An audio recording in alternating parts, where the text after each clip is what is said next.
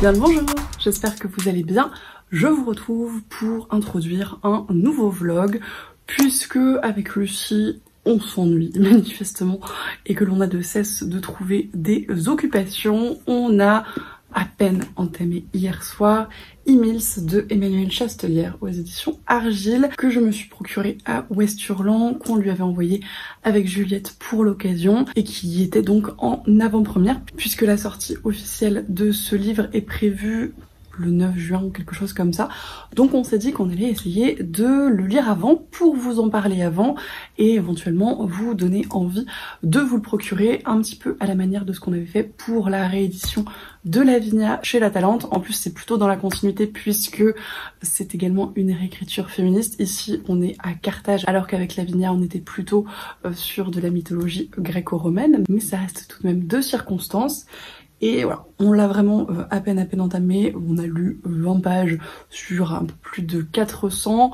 On s'est fait un petit découpage pour le faire également avec Juliette, mais qui ne le fera pas forcément sur le même rythme que nous, parce que nos journées ne coïncident pas toujours, mais voilà, on va s'arranger pour le faire un petit peu en parallèle toutes les trois, pour vous en reparler avant la sortie et partager nos avis. Pour l'instant, le premier chapitre est très mystérieux, très intriguant. Le personnage d'Emils a l'air très intéressant également. Je ne peux pas trop vous en dire de plus parce que vraiment c'était un premier chapitre un peu introductif mais à la fois avec un peu d'action, donc à voir, mais ça m'intrigue beaucoup, j'ai très hâte et je vous reprendrai pour vous en reparler un petit peu plus tard.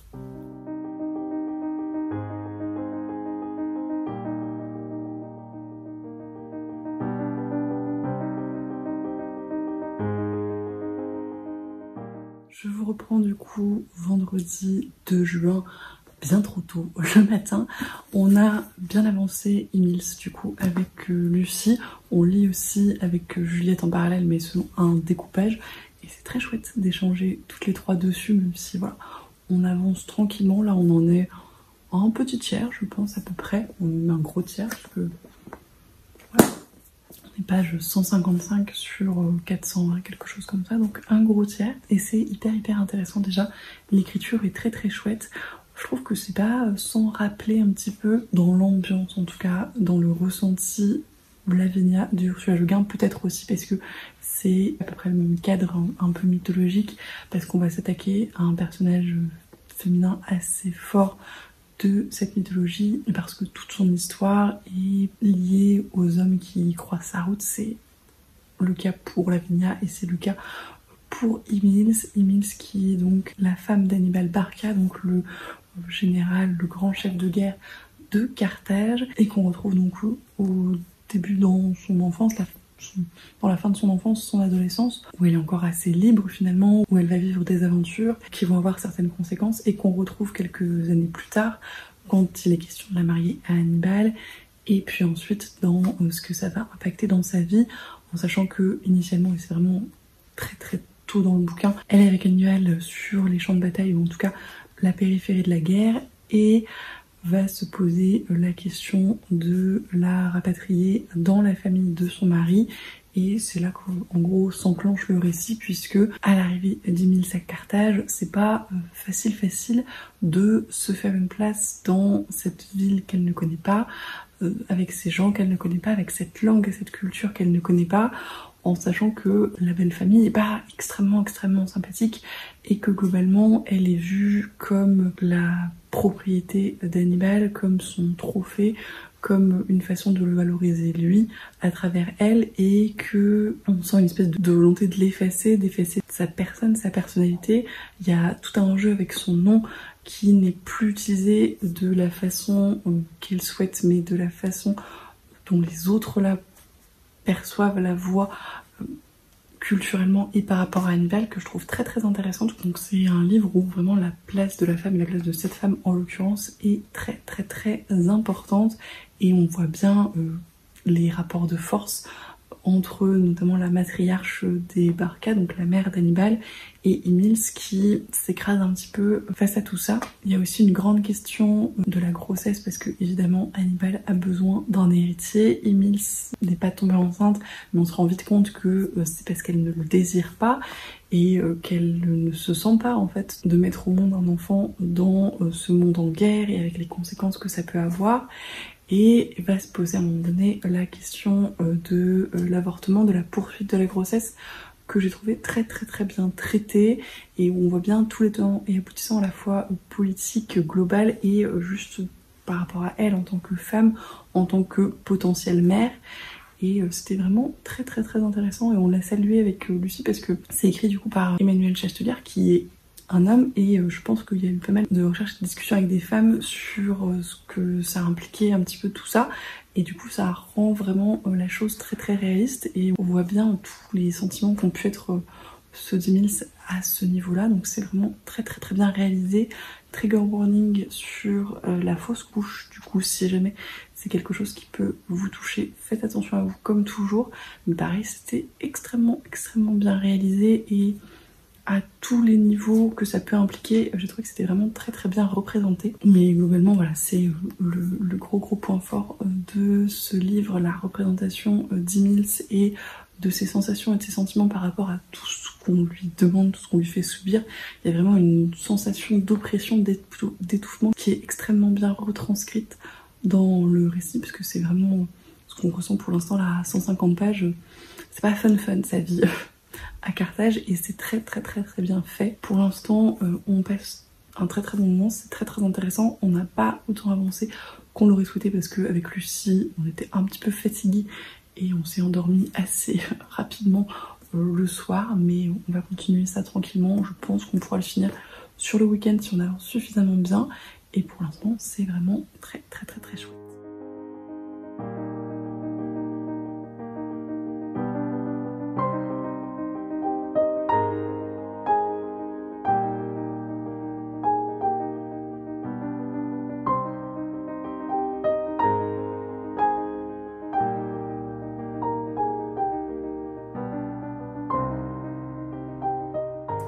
Je vous reprends rapidement tant que je suis posée pour filmer, pour vous faire un petit point sur Emils. Du coup, on est lundi 5 juin, fin de journée, et hier avec Lucie, on a pas mal avancé, il nous reste 140 pages, quelque chose comme ça, et on apprécie beaucoup la lecture.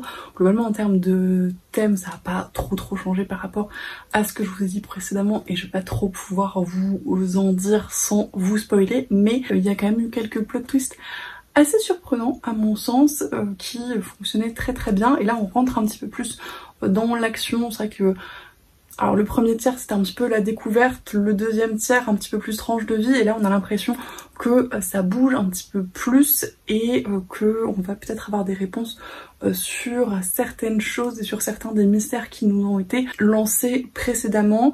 Donc c'est plutôt pas mal et j'aime vraiment beaucoup le personnage d'Emils et l'évolution qui est en train de se faire chez elle. Il y a eu notamment un dialogue où elle s'est exprimée sur sa façon de voir la maternité et l'enfantement, et notamment sur la liberté d'enfanter ou de ne pas enfanter, qui était absolument formidable, que j'ai vraiment adoré, et je pense que Lucie aussi.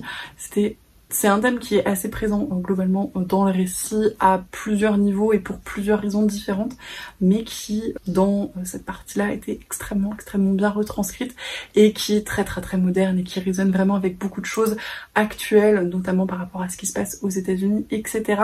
Donc c'était absolument parfait à ce niveau-là, et encore une fois on voit que malgré que ça a été écrit par un homme, c'est un homme qui a fait des recherches, ou en tout cas est en capacité de se mettre à la place d'une femme et de comprendre ce que enfanter, ce que faire un enfant, ce que la maternité représente, et c'est absolument génial. Donc merci pour ça, parce que c'est bien trop rare encore maintenant, et ça fait beaucoup de bien de lire ça dans un livre. Donc je pense que rien que pour ça, c'est une lecture que je vous recommande chaudement sans l'avoir déjà terminer parce que ce message-là est nécessaire. Globalement, vous l'aurez compris, je passe un très très bon moment, Lucie aussi.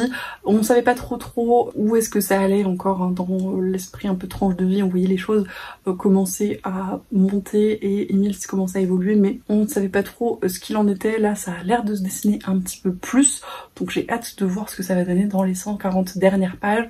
Je ne suis pas certaine de vous faire un point au milieu, je sais pas si ça apportera grand chose, mais on verra. Toujours est-il que on vous fera de toute façon un point à la fin pour vous dire ce qu'on en a pensé.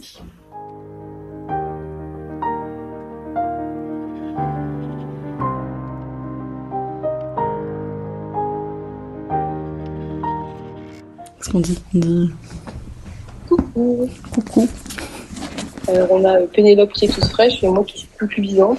Ah, toute fraîche, il est 23h40, hein, je suis fraîche comme je peux être fraîche à cette heure-ci. Ah bah on est fatigué. Je pense qu'on va avoir des grandes discussions là encore. Mais on vient parler de ça. Oui, il est où le mien? Il est là, attends. Parce que le mien il a des petits... Ah mais oui, tu l'as annoté de partout. Moi il est tout blond. Il est beau, j'ai vraiment cette couverture, je suis très très fan. En plus, une fois que tu as lu l'histoire, elle a du sens. Ouais, carrément. Petit résumé. Ah, c'est difficile à résumer, je trouve, non? Enfin, à part aussi la base de la base, mais... Il n'y a pas grand-chose à résumer, en fait, non. C'est la vie d'Emile, de son adolescence un peu après son mariage, donc ça fait pas si longtemps que ça, en fait. Hein. C'est ça, avec Hannibal Barca, du coup. Donc, général carthaginois de renom, ayant participé aux guerres puniques. Et si vous voulez un point d'histoire sur les guerres puniques, allez voir la vidéo de Juliette. J'ai pas eu le temps de la voir encore. Très complète sur le sujet. Voilà. C'est bien, on va se faire des liens entre vidéos, c'est parfait. Voilà. Alors, qu'est-ce que tu en as pensé de manière générale pour peut-être commencer? C'était cool. Il y avait des moments où c'était un petit peu plus lent et on savait pas trop où ça allait. Moi, je l'ai beaucoup comparé à Lavinia parce qu'à mon sens, c'est un peu quand même le même principe de réécriture mythologique en ciblant une nana de laquelle on ne parle pas franchement. Et en plus, il y a une guerre et en plus, il y a pas mal de trucs qui se répondaient un petit peu, je trouvais quand même. Lavinia était peut-être un peu plus directrice en termes de narration, mais après, c'est parce que c'était pas tout à fait construit de la même façon. Là, il y avait des moments où je savais pas trop où ça allait, c'était très agréable à lire, j'ai beaucoup aimé le style et comment c'était construit, mais il y avait des moments où j'étais là, je ne sais pas où ça va, je me laisse porter. Il n'y a pas vraiment d'intrigue à proprement parler. Ça va pas être un récit d'aventure, mais un peu effectivement, comme la plupart des réécritures de ce genre, avec des femmes qui sont mises en avant, c'est qu'elles, elles sont pas dans l'action directement. En fait, c'est drôle parce que ça change de point de vue. Ça veut dire que ce qui est normalement l'action se déroule hors champ, puisque c'est Marie, voilà, qui le vit. Et t'es dans les coulisses un petit peu t'es toujours un peu dans les coulisses de la guerre et tout, parce que les femmes, en fait, elles font plein de trucs en coulisses. Ouais, et tu vois les choses rapportées et les magouilles politiques qui font pour faire avancer la guerre d'une autre façon finalement. Et la place d'Emile dans tout ça et que c'est sa vie en fait en tant que femme d'Hannibal quand il est pas là et que juste il y a qu'elle quoi. J'ai beaucoup aimé le personnage d'Emile, je l'ai trouvé beaucoup plus réaliste dans le sens comme on pourrait rencontrer quelqu'un dans la vraie vie que les autres réécritures qu'on a lues précédemment où malgré tout t'es sur des femmes un peu héroïques. Vraiment, ouais, elle était plus vraisemblable, plus proche à ce niveau-là que de nous, dans les décisions qu'elle prend et dans... Effectivement, elle est pas hyper héroïque, elle est pas hyper courageuse, cela étant dit, elle fait quand même des trucs assez courageux, en fait, mais c'est pas un courage très démonstratif. C'est un vrai courage, mais à notre échelle, à nous, humains réels, et pas sur une échelle d'héroïque, un peu comme héros grec, quoi. Courage réaliste. Mais comme plein de choses, globalement c'est un bouquin qui est très réaliste à plein de niveaux. Il y a des moments où il se passe pas grand chose, c'est ça aussi, c'est très réaliste dans ces moments là et où c'est des tranches de vie et on voit juste sa vie au quotidien. C'est très réaliste dans la représentation de la guerre pour les gens qui sont en arrière-ligne et qui font juste la politique pour que la guerre continue ou pas, que ça a comme influence pour eux. C'était à plein de niveaux, j'ai trouvé ça hyper réaliste et tu sens que c'est très très bien sourcé historiquement à ce niveau-là parce que tout est hyper concret. Ce que j'ai trouvé chouette aussi, c'était que du coup, il y avait peu d'hommes finalement dans cette histoire. C'est vraiment une histoire de femmes, beaucoup. Il y a vite fait 2-3 hommes, mais qui sont pas au cœur vraiment des choses. Et du coup, tu te retrouves avec des personnages féminins, en fait, en avant et principaux. Et encore une fois, c'est hyper cohérent avec le fait d'être en arrière et de pas être à la guerre de manière directe. C'est chouette parce que c'est pas si souvent, en fait. Non, c'est vrai. Oui, moins marqué d'habitude, peut-être. Je sais pas. Ouais, non, je suis d'accord. Effectivement, il y a peut-être 3 personnages masculins importants. À peu près, 3 ou 4. Et après, il y en a qui sont importants mais que tu vois pas, en fait, quasiment. Je pense que la différence avec Lavinia, où aussi t'as pas mal de femmes, c'est que ici, elles sont quand même toutes importantes. Forcément, Enid s'est mise en avant, c'est son histoire, mais elles sont pas pour autant insipides, et c'est pas que des esclaves qui viennent et qui passent, quoi. Des esclaves qui sont importantes, mais ce que je veux dire, c'est pas des personnages de fond. Il y a vraiment des personnages féminins qui sont toutes partie prenante dans l'histoire, et après, je pense qu'il y en a vraiment pas mal, puisque il y a Enid, il y a sa belle-mère, il y a sa belle-sœur, il y a sa cousine, c'est déjà 4, il y a l'esclave de sa cousine, la servante d'Emils, que j'en oublie. Après, il y a un petit peu plus secondaire, il y a la mère des gamins. Et puis la petite fille, là, t'en as parlé, la petite l'orpheline. T'as raison. Et il y a un peu la mère d'un des personnages masculins, mais bref, il y a quand même... Là, comme ça, juste en 2 secondes, on trouve 9 personnages féminins. Oui, alors que dans Lavinia, il y avait Lavinia et sa mère, quoi, globalement, qui étaient vraiment très représentées. La servante, mais ça s'arrêtait là. Non, c'est clair que là-dessus, c'était très riche, et c'était des femmes qui étaient différentes aussi dans leur construction et dans leur façon d'être. T'as la mère d'Hannibal qui est la matriarche, et avec tout ce que ça implique de positif ou de négatif, en l'occurrence par rapport à Emile, c'est sur sa vision de son fils, etc. T'as les différentes servantes, les esclaves qui ont d'autres points de vue, la petite orpheline aussi, enfin plein de constructions de personnages féminins différents. J'oublie toujours comment elle s'appelle, Sarata aussi, elle était hyper intéressante. C'est Sabrata. Sabrata peut-être. Les noms, ça me... Enfin voilà, qui avait tous des points de vue différents sur plein de trucs et une construction différente. Ce qui était fort quand même au final, c'est que même celles qui sont a priori pas sympas, parce que t'épouses le point de vue d'Emils, mais elles sont pas mauvaises, elles sont pas... J'ai pas trouvé qu'il y avait vraiment un personnage féminin profondément méchant et blâmable. Elles ont tous leurs objectifs, et juste si l'histoire suivait une des autres, bah t'épouserais le point de vue d'une autre, ses motivations, et tu pourrais les comprendre. Et je pense que c'est parce que Emils les comprend, en fait, comprend leurs motivations et comprend leur point de vue.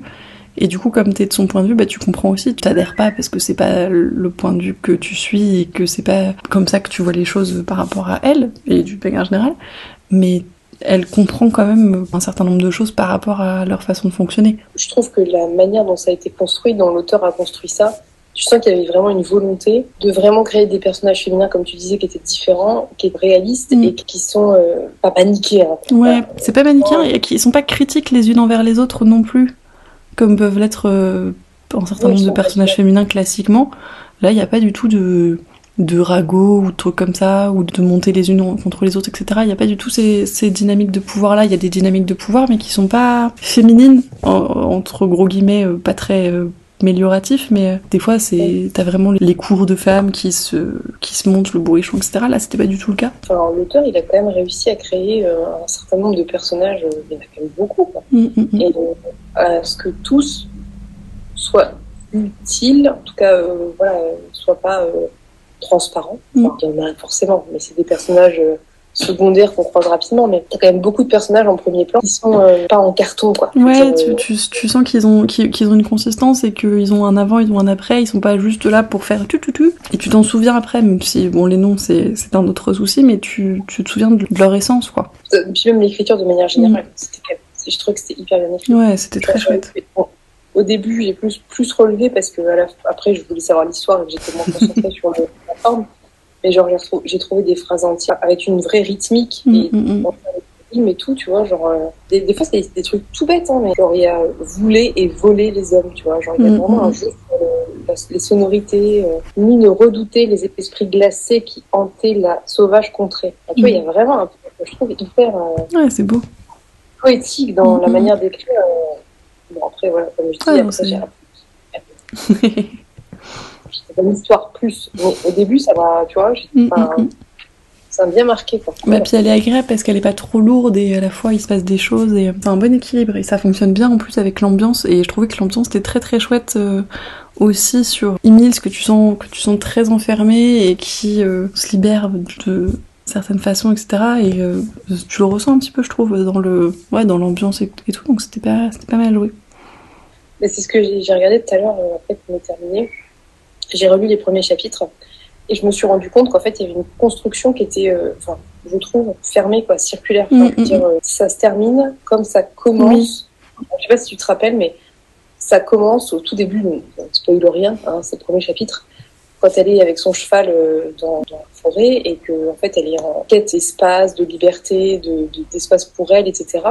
Et je trouve que ça se conclut, tu vois, il y a toute une espèce de quête qui amène à une volonté de se libérer, plus définitive qu'au début, puisqu'au début, elle s'enfuit un peu et qu'elle joue un peu à cache-cache, et voilà. Et en fait, je trouve que tout le récit, il est bien mené, et tu vois, en relisant le début, ça m'a bien marqué. En fait, le fil rouge de tout ça, c'est la liberté. Tout du coup. Je suis d'accord. La liberté des femmes, et à plusieurs niveaux. D'ailleurs, on en a parlé un petit peu en message, mais les passages sur la liberté d'enfanter, de ne pas enfanter, sur l'avortement, sur la liberté de choisir d'une manière générale quoi faire de son corps et tout, c'était génial. Et il y a un passage où elle en parle directement, je crois que c'est à la mère d'Hannibal, dont le nom m'échappe, parce que voilà, il est incroyable ce passage. Et le moment aussi où elle en parle avec Sabrata, qui est une prêtresse, Sabrata lui dit « Les hommes ne comprendront jamais que l'on opte pour ce choix, mais beaucoup de femmes non plus. C'est votre décision.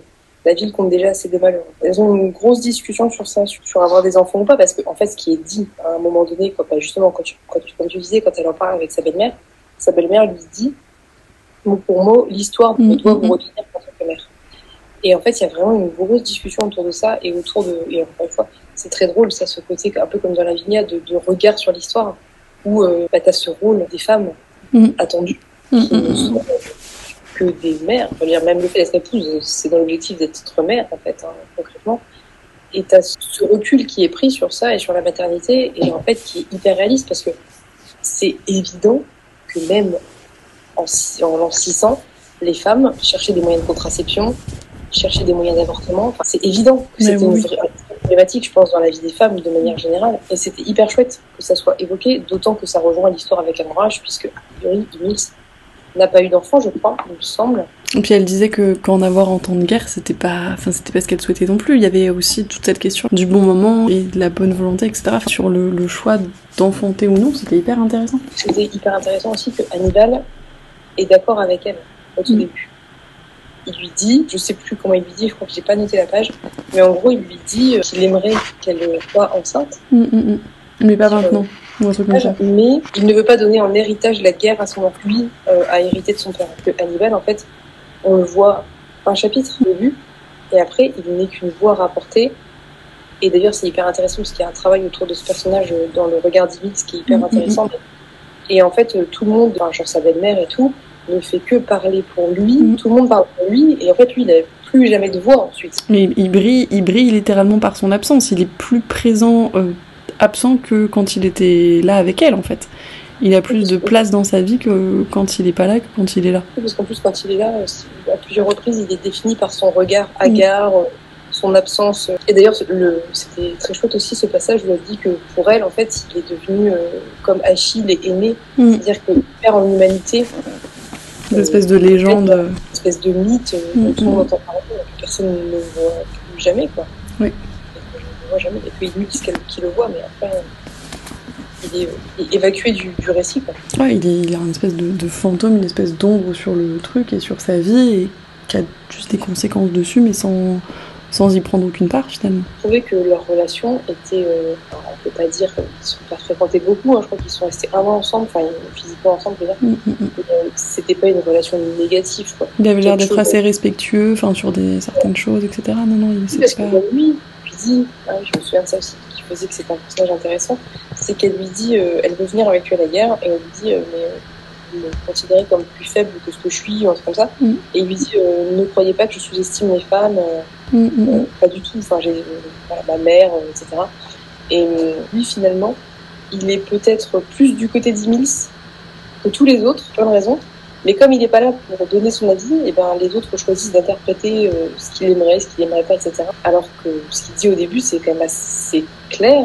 J'ai bien aimé la belle-mère quand même parce que, enfin, il y avait quand même un petit truc avec elle, je trouvais, parce que tu sens bien que elle n'est pas du côté d'Emils, mais elle n'est pas forcément contre Emils, elle est pour ses enfants. Non, c'est ça, ouais. Moi, j'ai trouvé que c'était un personnage hyper intéressant parce que c'est vraiment la matriarche qui n'a que le bonheur de ses enfants en tête et qui s'est un peu oubliée là-dedans aussi. Hein. Globalement, elle vit par procuration pour ses enfants et par ses enfants. Elle perd son mari, elle perd ses fils. Bah, c'est ça, donc elle s'est juste transposée dans ce qui lui restait, donc c'est un personnage hyper fort à ce niveau-là. Mais après, effectivement, t'es du côté d'Emils de façon assez logique vu le bouquin, donc t'es pas forcément de son côté elle, quoi. Mais effectivement, je pense que les choses auraient été inversées si ça avait été l'histoire de la belle-mère, et ben on aurait peut-être pu comprendre aussi, enfin l'apprécier davantage probablement. On va dire qu'elle est pas incohérente avec son époque, et que sous plein d'autres aspects, elle est plutôt moderne pour son époque aussi, quelque part. Alors, ce qu'il faut ajouter, en plus de ça quand même, parce que c'est vrai que c'est un point important qu'on n'a pas évoqué, c'est qu'elles ont, Nils et sa belle-mère, donc Bathilem, elles ont deux cultures pas du tout similaires. Elles n'ont pas les mêmes dieux, pas les mêmes croyances. C'est vraiment pas la même chose, quoi. Parce que Nils, elle est hiver, donc Espagne, alors que, voilà, Carthage, c'est la Tunisie, quoi. Oui. Alors, c'est pas loin en soi, mais ça fait quand même plein de changements sur les dieux, sur leur langue, etc. Et c'est un gros point d'apprentissage pour Nils déjà au début, parce que tu débarques dans un endroit que tu connais pas, avec des gens que tu connais pas, avec une culture que tu connais pas, avec une langue que tu connais pas. C'est chaud, quoi. Toute seule. C'est vrai que Nils, elle arrive pas en force, quoi. Non. Tu dois te plier un petit peu à ce qu'on te demande. Et... En plus, elle n'est pas hyper considérée parce que c'est une princesse, mais pas d'un royaume. Enfin, c'est pas Carthage, elle n'est pas de Carthage. Et en plus de ça, elle a la malchance d'être considérée comme, on peut dire, handicapée. Elle boite. Et puis, en fait, elle arrive déjà, ça part mal, quoi. Elle est boiteuse, elle vient d'un pays qui est considéré comme barbare par Carthage, et elle n'est pas enceinte, a priori. Donc, elle n'a rien pour elle. Voilà, ça partait pas très bien pour elle niveau relation avec sa belle famille. Mais après, j'ai trouvé que la belle-sœur aussi était intéressante, même si plus à la fin. Oui, parce qu'avant c'est plus l'ombre de la belle-mère qu'autre chose, mais après elle prend un peu plus de consistance. Après, on peut pas nier qu'il y a dans la famille de d'Hannibal, il y a un très fort soutien entre les individus. Il y a quelque chose quand même qui est très fort en termes de lien et de... Parce que les femmes, les deux, la belle-mère et la belle-sœur, elles se sacrifient pour mener la guerre derrière. Voilà, pour être le soutien indéfectible de leur côté, quoi. Politiquement, etc. Voilà, c'est ça, c'est pas évident, quoi. C'est beaucoup de sacrifices, quoi, parce que même la belle-sœur, tu sens bien qu'elle aurait peut-être aimé faire d'autres choses de sa vie, que, parce que c'est comme ça, elle suit le truc, quoi. Quand même, il y avait quelque chose avec les personnages féminins qui était très chouette, qui était très cohérent et qui était très bien fait, parce que assez divers. J'aimerais bien savoir qui l'a aidé à écrire ces personnages féminins, parce que il y a des passages de description, tu l'inventes pas. C'est pas une femme et que tu sur plein d'événements qui touchent effectivement les femmes exclusivement, c'était hyper bien fait, quoi. Et du coup hyper touchant parce que tu sens que oui, ça vient de quelque part. Oui, évidemment, le personnage de Sabrata comment on pourrait définir Sabrata? Sabrata, c'est la prêtresse, c'est celle qui a appris aucun lien de famille avec les personnages principaux. C'est un peu Angela dans Eragon. C'est ce personnage comme ça, un peu sorti de nulle part, hyper badass, hyper moderne, qui a l'air de savoir plein de trucs que personne ne sait, quelque part, d'avoir des connaissances ou d'être plus évolué que le reste. Et c'est un peu, moi je l'ai vu aussi un peu en mode de Viviane d'Arthur aussi, tu vois, t'as ce côté un peu, alors elle était un peu plus menaçante Viviane, mais qui a plein de connaissances et qui a, alors ça dépend des versions, qui prône des valeurs hyper chouettes, quoi. Moi j'ai bien aimé aussi, tu vois, le fait qu'elle suive son truc et qu'elle soit prête à certains sacrifices, entre guillemets. Enfin, je veux dire, elle a un côté très masculin dans le cliché de ce qu'est le masculin. C'est-à-dire que... elle a une forme d'égoïsme, elle est prête à faire des choses pour elle, quoi. Voilà, c'est ça. Et j'ai trouvé ça très chouette, parce qu'on est content de représenter des femmes de cette façon-là aussi. Je veux dire, c'est pas forcément mal d'être puis ça se comprend, au contraire, là, en plus, en l'occurrence, elle devait rien à personne, entre guillemets, donc oui. C'est vrai qu'on a plusieurs exemples de ça. C'est-à-dire qu'on a des exemples de femmes qui se donnent à 100% et des exemples de femmes qui sont un peu plus égoïstes et qui font des choix pour elles, et c'est un peu le cas d'Emile aussi, d'une certaine mesure, pour certaines choses. C'était très chouette ça, justement. Et je pense que c'est là où il y a effectivement il y a un peu fêlure entre les femmes du clan Barca, parce qu'elles sont pas toutes d'accord sur les sacrifices et sur voilà, tout ça. L'individualité, le fait d'exister en tant qu'individu et non pas que en tant que utérus ou en tant que femme de... J'ai trouvé qu'Emile, ça a été très très douce aussi. Elle est pas dans le conflit. J'ai trouvé que c'était pas si courant que ça, cette représentation. Elle est vraiment très douce, quoi. Puis ce qui est intéressant, c'est que du coup, sa douceur est pas un signe de faiblesse, parce que souvent, c'est aussi associé. Les personnages doux, c'est des personnages faibles qui se laissent faire, etc. Et en fait, alors, c'est le cas à certains moments, notamment au début, mais parce qu'encore une fois, elle est dans une situation où elle peut pas faire grand chose d'autre, et encore, elle se laisse pas faire complètement non plus. Elle est quand même, essaye quand même de faire des choses pour s'en sortir. Et plus ça va, plus elle se défend et elle s'impose, mais toujours en douceur, et elle s'impose pas de façon brutale ou en rentrant en conflit avec d'autres, etc. Elle a une espèce un peu d'influence quand même sur les autres, parce que finalement, tout le monde va finir par se confier à elle, si tu regardes bien. Tous ces personnages que tu as l'impression qui sont émotionnellement très verrouillés, ils finissent tous par se confier à elle, quoi. Sa belle-mère, sa belle-sœur, un des personnages masculins, sa cousine. L'orpheline, encore un peu. La petite, ouais. Et même un petit peu l'autre personnage masculin qu'on voit moins, qui même lui aussi un peu va un peu dévoiler, quoi. Enfin, elle va avoir un rôle un peu central, alors parce que c'est son rôle aussi de princesse, et que du coup mais même avec des gens un peu moins aisés, un peu moins dans la politique, etc. Donc je pense que c'est aussi sa façon d'être et de se comporter qui fait ça. Non, c'était chouette. Je trouve que ça change. Parce que je cherche, tu vois, un exemple de réécriture où on a ça et... c'est souvent des femmes fortes, mais plus classiques, entre guillemets, moins douces, effectivement, et qui sont un peu plus rentre dedans parce qu'elles essayent de s'imposer de cette façon-là. Alors que du coup, Emile, elle s'impose, mais en douceur, finalement. Et elle s'impose sans s'imposer. Elle impose ses choix, mais elle s'impose pas elle. Ça se fait tout seul. Enfin, c'est comme si c'était irrésistible, en fait. Comme avec elle, tu la fréquentes un certain temps, tu te retrouves à lui confier ta vie, tes secrets les plus intimes. En fait, j'ai trouvé que c'était bien parce que c'est une caractéristique qu'on pourrait considérer comme cliché par rapport aux femmes, mais la manière dont c'est traité fait que ça donne l'inverse. C'est plus du tout un cliché, et au contraire, ça apporte quelque chose au personnage. Mine de rien, c'est quand même des thématiques hyper dures, hyper légers, quoi. C'est pas du tout, ça c'est très bien, mais c'est pas du tout une lecture légère. Émotionnellement, il y a plein de choses quand même qui sont dures, je trouve.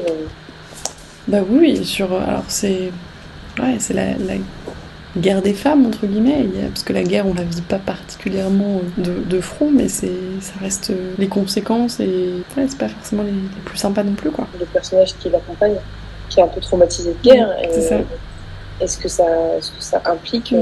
D'ailleurs, on ne sait pas, petit aparté, mais on ne sait pas, franchement, il y a un événement apparemment qui est évoqué, je ne me rappelle plus, qui s'est passé un truc très précis qu'il a traumatisé. Il explique ça? Ouais, mais pas précisément non plus, il me semble pas. On en parle un tout petit peu, c'est vaguement évoqué, mais pas plus. Il n'y a pas de paix possible, il n'y a pas de retour en arrière. C'est une fois que tu es rentré dans ce mouvement de guerre, et tu peux pas faire marche arrière. T'es pris dedans et c'est foutu, quoi. Tu gagnes ou tu perds, mais t'as pas d'alternative. D'ailleurs, j'ai trouvé ça intéressant aussi, le personnage d'Anon. Parce qu'en fait, je suis assez d'accord avec ses idées, de manière générale, mais il n'est pas sympathique spécialement pour le coup. Il est pour la paix et contre le sacrifice un peu inutile des citoyens. Mais malgré ses idées, il est assez antipathique. Il le portait pas de façon bienveillante ou quoi que ce soit. Et encore une fois, c'est assez étonnant parce que c'est plutôt ce type de personnages-là qui souvent sont présentés comme les gentils et machin. Et là, c'était pas du tout le cas. Enfin, pas aussi clairement, quoi. Je sentais que ces idées étaient plutôt positives et lui, c'était plutôt d'accord, mais la façon dont il les présentait, ça donnait pas envie. Et on a une relation lesbienne aussi, non? Ouais, il me semble. Hein. Mais oui, mais moi, je l'avais pas compris. Je l'ai compris après, mais... Moi, je l'ai compris à la fin, là, quand elle parlait d'elles deux, j'étais là... Au début, j'ai eu un doute, je me suis dit non... Et à la fin, quand elles ont parlé toutes les deux séparément, j'étais là, quand même. Bah oui, mais moi, je l'avais pas compris. J'ai cru que j'avais raté un truc, mais non, apparemment, c'est pas pour moi qu'elle avait pas compris. D'ailleurs, c'était très intéressant ce passage. Tu te souviens de ce passage où elle parle avec Mills et où elle dit « J'ai compris que me donner à lui ou à un autre me laissait indifférente. Je croyais que le savoir et le désir me rendraient libre, bien plus que lorsque je jouais avec Sabrata. En vérité, je suis simplement impatiente de me battre à armes égales avec les grands de ce monde. Et qu'importe celui ou celle qui me le permettra. Quand un homme changera-t-il mon destin? Je dois me faire une raison. Ce n'est même pas de l'impatience, mais de l'ambition. Bah, c'est encore un personnage féminin différent et une façon de voir les choses et d'avoir de l'ambition différente des autres et de l'exprimer de façon différente des autres aussi. Et c'est chouette, ça change aussi. Et c'est un personnage qui est très intéressant parce qu'au début, quand tu la découvres, elle est très... Alors déjà, elle est très positive parce que c'est la seule qui est un peu amicale avec Ymils. Ah oui, parce que ce qu'on n'a pas dit aussi, mais qui est hyper intéressant et très très révélateur de beaucoup de choses, c'est que Ymils, une fois qu'elle arrive à Carthage, personne ne l'appelle Ymils. On choisit un autre prénom, équivalent carthaginois de son prénom. Chimilka. Mais ça l'infantilise aussi un petit peu parce que c'est un espèce de surnom. Moi, t'avais l'impression, même dans la sonorité, que c'était assez enfantin. Donc c'est une façon je pense, de l'infantiliser et de la réduire encore plus à... c'est juste la femme d'Hannibal et c'est juste, voilà quoi, de lui enlever son identité. De lui retirer sa personnalité, de lui retirer ses origines, son histoire. C'est-à-dire qu'en fait, on l'a fait renaître du moment où elle se marie avec lui et tout ce qu'il y avait avant ne compte plus et n'existe plus et elle a plus le droit d'être qui elle est en fait. Donc elle est plus chez elle est plus avec les gens qu'elle connaît et en plus elle est plus la même personne non plus. En fait, c'est le nom de son rôle. Mais c'est vraiment très, très important, je pense, dans la manière dont elle se construit une fois qu'elle arrive à Carthage. Et on le voit au moment X où un personnage utilise son vrai prénom, que ça change beaucoup de choses. Elle reprend un peu corps, quoi. Ça semble anodin, mais en fait, c'est un truc vraiment très, très, très important. En fait, ton prénom, ça fait partie de ta personne, de ta personnalité. Ça se change pas comme ça, en tout cas pas gratuit, quoi. Pas sans conséquence. Bah non. Et je pense que c'est un choix calculé de la part de sa belle-mère, notamment, de l'appeler comme ça, en fait. C'est une forme de contrôle. C'est une forme de contrôle aussi sur elle. Hein. C'est Hannibal qui commence à l'appeler comme ça. Alors, est-ce que du point de vue d'Hannibal, c'était positif ou est-ce que c'était aussi pareil à ce niveau-là et qu'après ça a été repris par sa famille parce que en souvenir de lui ou on sait rien ou parce qu'il le faisait ou pas, mais je pense que c'est aussi dans l'optique de... Elle en parle, page 33, elle dit « Depuis peu, son prénom prononcé à la façon punique s'est échangé en plainte lasse dans sa bouche. Et même plus de 20 lunes après leur rencontre, il utilisait encore cette forme. » Donc voilà, c'est son prénom, carthaginois. Donc ça veut dire que...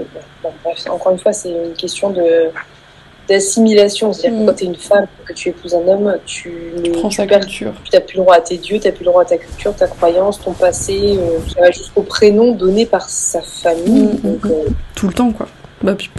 Pas que par sa famille, par tout le monde, du coup, par ricochet. Parce que le titre du bouquin, c'est Ymils, elle se voit comme Ymils quand elle parle, enfin, quand c'est son point de vue à la troisième personne, c'est Ymils, mais tout le monde l'appelle Chimilka dans quasi l'intégralité du bouquin. Mais c'est important parce qu'effectivement, en fait, elle se voit comme Ymils, on la voit comme Chimilka, et c'est deux personnes différentes aussi, en fait, finalement. La fin, elle est vraiment géniale, j'ai beaucoup aimé. De toute façon, j'ai beaucoup aimé ensemble. Même les passages plus lents où tu sais pas où tu vas et tu ça restait agréable à lire et ça restait hyper intéressant. Et sur la liberté, sur le choix, sur les choix, il y a plein de choses hyper intéressantes à plein de niveaux. Pour faire un avis, on va dire, avec plus de recul et plus général, ça peut ne pas plaire à tout le monde parce que ça reste très lent sur plein d'aspects.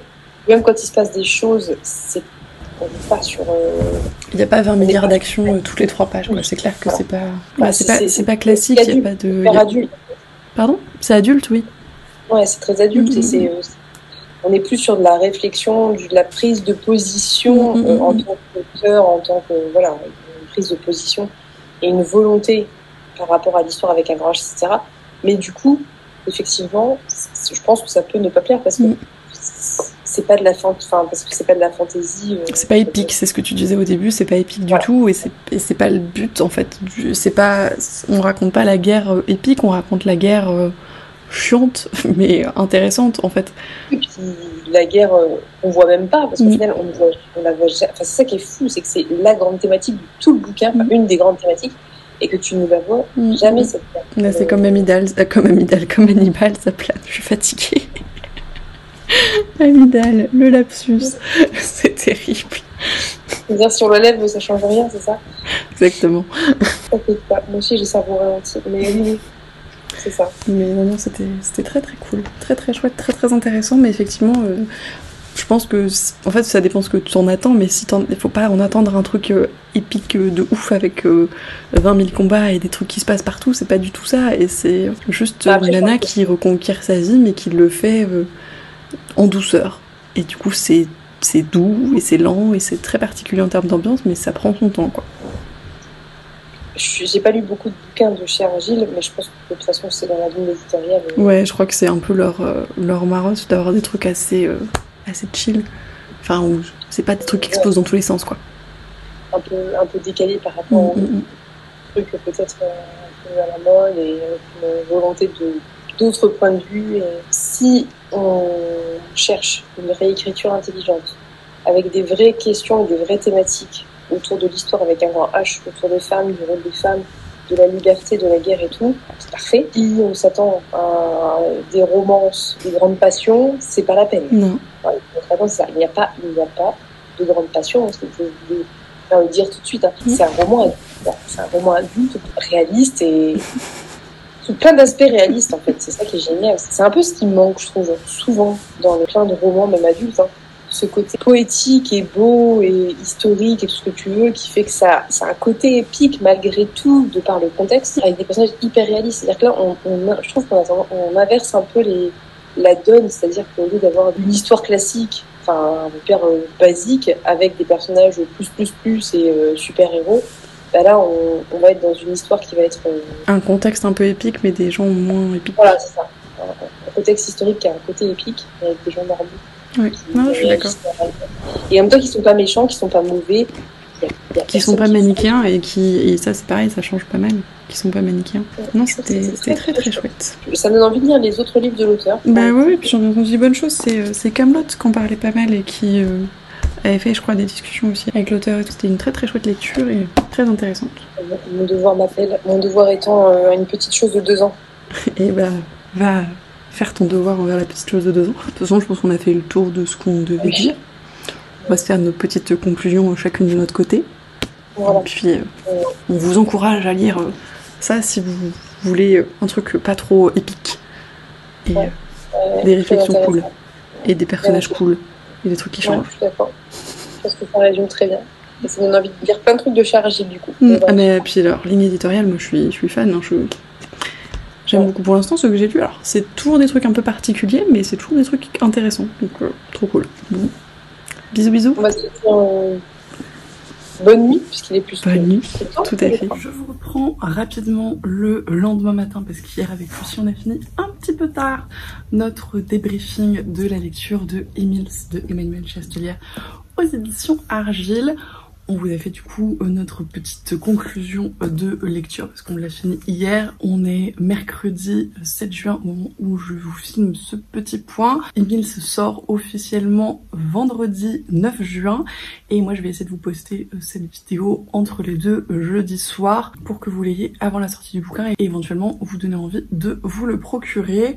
Vous l'avez vu dans mes petits clips en cours de lecture et dans notre débriefing avec Lucie, mais globalement ça a été une très très chouette lecture pour toutes les deux et pour Juliette qui l'a lu également en parallèle avec nous, avec qui on a un petit peu discuté et qui a posté sa vidéo au moment où je vous parle hier.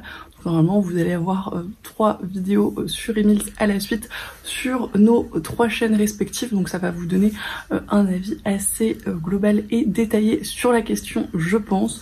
Toujours est-il que c'est une très très chouette réécriture avec des personnages féminins très très intéressants et une écriture très très cool. Donc globalement on a passé un super moment toutes les 3. Donc voilà, si jamais vous hésitiez à vous le procurer, vous l'aurez compris, on vous le recommande chaudement. Et si vous vous laissez tenter, n'hésitez pas à me dire ce que vous en pensez, j'ai très très hâte d'avoir vos retours. C'est donc la fin de cette vidéo vlog lecture commune Emils. Merci de l'avoir regardé jusqu'au bout si vous êtes encore là, j'espère que ça vous a plu.